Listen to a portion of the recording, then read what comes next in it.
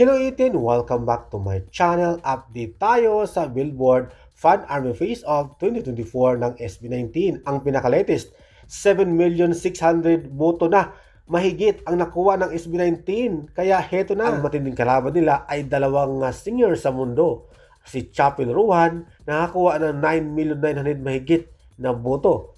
Habang last year, kalaban pa rin ng SB19 ang 17, nakakuha ng 9,300,000 mahigit na boto. Habang ang SB19, again, ulitin ko, 7 million mahigit. Kaya naman, keep on voting tayo 18, monster voters tayo. Kaya ito nga, apat sila. Pangalawa na, ang SB19 nakakuha ng 53.7% na boto. Habang pangalawa, si Carol G. Para makapasok sa number 38, round 2.